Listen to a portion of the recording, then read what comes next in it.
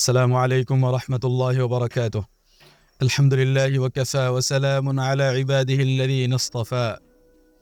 সম্মানিত দর্শকবৃন্দ, আজ মুসলিম সমাজে আমরা বিভিন্ন রকমের যে অনৈতিকতা এবং নোংরা কাজ দেখতে পাই, তার কারণ আল্লাহ তাআলাকে ভয় না করা এবং আল্লাহ তাআলা আমাদেরকে ক্ষমা করবেন, তওবা কবুল করবেন এ কথার ওপর বেশি আশা করা। যে বান্দা আল্লাহ তাআলার ব্যাপারে জ্ঞান রাখে না, সে আল্লাহ তাআলাকে ভয় করে না। যে বান্দা আল্লাহ তাআলার ব্যাপারে যত বেশি জানে, সে আল্লাহ তাআলাকে ততই বেশি ভয় করে।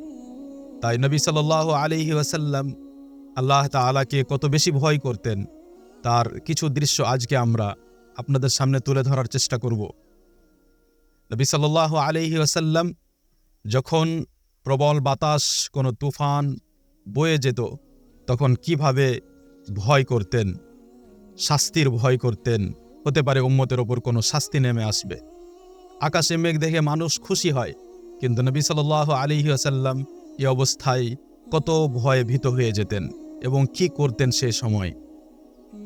তেমনি আজ যখন সূর্যগ্রহণ লাগে, তখন আমরা এই সূর্যগ্রহণ কখন হবে, কতক্ষণ পরে শেষ হতে পারে, কত মিনিটের হতে পারে, এসব কিছুতে ব্যস্ত হয়ে যায় এবং পূর্ব থেকেই সে বিষয়ে জানার চেষ্টা করি। আর তারপরে যখন সূর্যগ্রহণ লাগে নিশ্চিন্ত হয়ে যায়। কিন্তু নবী সাল্লাল্লাহু আলাইহি ওয়াসাল্লাম এ সময় কত ভয় করতেন এবং কি করতেন সে সময়। সহিহ বুখারীতে বর্ণিত আনাস রাদিয়াল্লাহু আনহু বলেন, কানাতির রিহুশ শাদীদাতু ইযা হাব্বাত উরিফা যালিকা ফি ওয়াজহিন নবী সাল্লাল্লাহু আলাইহি ওয়াসাল্লাম। যখন কোনো প্রবল বাতাস, তুফান, জোরে বাতাস বয়ে যেত, তখন নবী সাল্লাল্লাহু আলাইহি ওয়াসাল্লামের চেহারায়, তার মুখমণ্ডলে এই জিনিসটি দেখে বোঝা যেত, অর্থাৎ এর প্রভাব তার চেহারায় দেখতে পাওয়া যেত যে তিনি কত ভয় করেন। তেমনি বুখারী ও মুসলিমে বর্ণিত আয়েশা রাদিয়াল্লাহু আনহা বলেন, কানা নবী সাল্লাল্লাহু আলাইহি ওয়াসাল্লাম ইযা রাআ মাখিলাতান ফিস সামা আকবালা ওয়া আদবার ওয়া দাখালা ওয়া খারাজ ওয়া তাগায়্যারা ওয়াজহুহু। যখন রাসূল সাল্লাল্লাহু আলাইহি ওয়াসাল্লাম আকাশে কোনো এমন মেঘ দেখতেন যে মেঘ দেখে মানুষ সাধারণত আশা করে যে হয়তো বৃষ্টি হবে, তখন নবী সাল্লাল্লাহু আলাইহি ওয়াসাল্লাম বাইরে বেরিয়ে আসতেন, আবার ভিতরে প্রবেশ করতেন, সামনে আসতেন, পিছনে যেতেন। তার চেহারার আকার আকৃতি পরিবর্তিত হয়ে যেত, তার চেহারা যেন বিবর্ণ হয়ে যেত। আয়েশা রাদিয়াল্লাহু আনহা নবী সাল্লাল্লাহু আলাইহি ওয়াসাল্লামকে সম্পর্কে জিজ্ঞেস করলেন যে আপনার অবস্থা এরকম কেন হয়? নবী সাল্লাল্লাহু আলাইহি ওয়াসাল্লাম বললেন যে, আয়েশা, মা আদরি লাআল্লাহু কামা ক্বালা কওম হাযা আরিদুম মুমতিরুনা। আমি কি জানি, এমনও হতে পারে যে যেমন এর পূর্বে এক জাতির কাছে এইভাবে শাস্তি এসেছিল, যখন তারা মেঘকে দেখে বলেছিল যে এই মেঘ থেকে আমাদের ওপর বৃষ্টি বর্ষণ হবে, কিন্তু সেই মেঘেই তাদের জন্য শাস্তি ছিল। আর এ ছিল আদ গোত্র, আদ জাতি, যাদের কাছে হুদ আলাইহিস সালাতু ওয়াস সালামকে প্রেরণ করা হয়েছিল।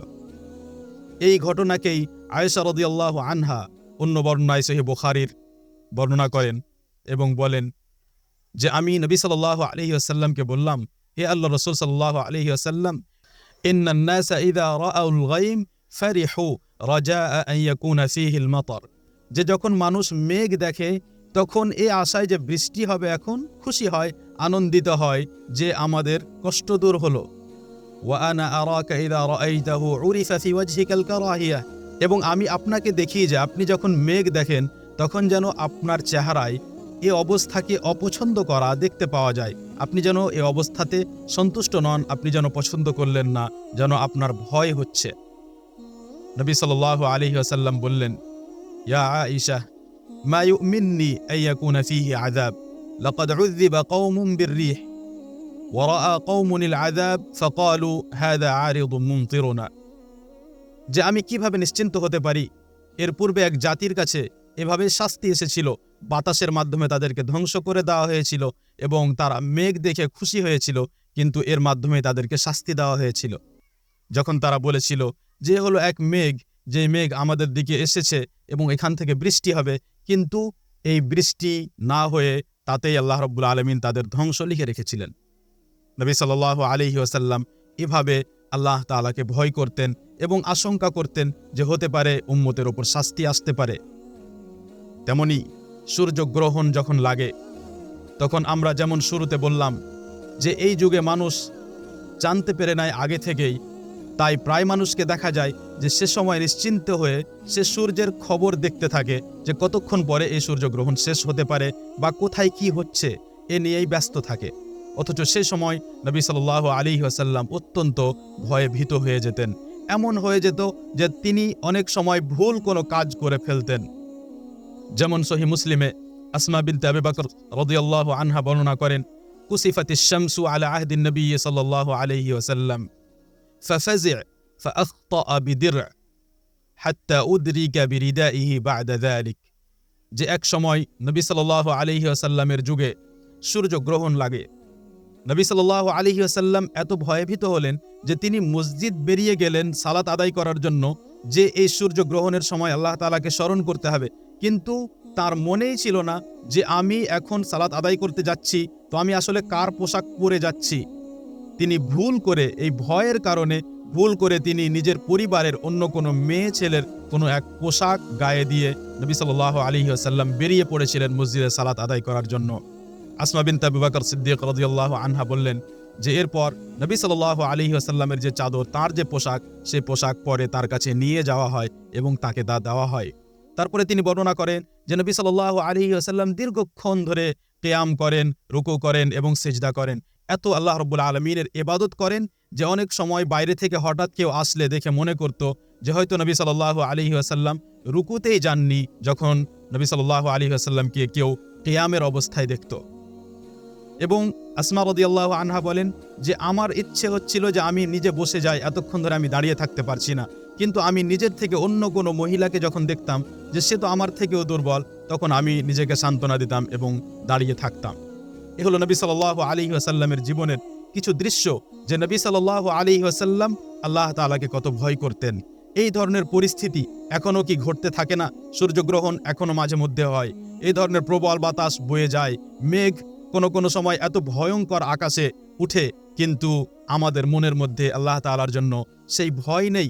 আমরা আল্লাহ রাব্বুল আলামিনের ব্যাপারে জ্ঞান অর্জন করার চেষ্টা করি না, এবং আমাদের পূর্বে যে জাতিদেরকে ধ্বংস করা হয়েছে তাদেরকেও আমরা ভুলে গিয়েছি। আমাদের প্রয়োজন হলো যে আমরা তাদেরকে মনে রাখবো এবং আল্লাহ রাব্বুল আলামিনের ব্যাপারে জানবো।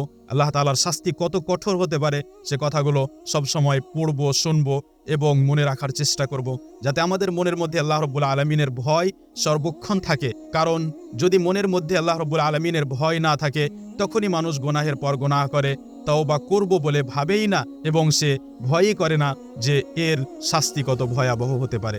আল্লাহ রাব্বুল আলামিন তুমি আমাদের সকলকে তোমাকে যথাযথভাবে ভয় করার তৌফিক দান করো এবং কোরআন ও সুন্নাত অনুযায়ী জীবনযাপন করার তৌফিক দান করো। ওয়া সাল্লাল্লাহু ওয়া সাল্লাম ওয়া বারাকা আলা নবিয়িনা মুহাম্মদ ওয়া আলা আলিহি ওয়া আসহাবিহি আজমাইন। ওয়াসসালামু আলাইকুম ওয়া রাহমাতুল্লাহি ওয়া বারাকাতুহু।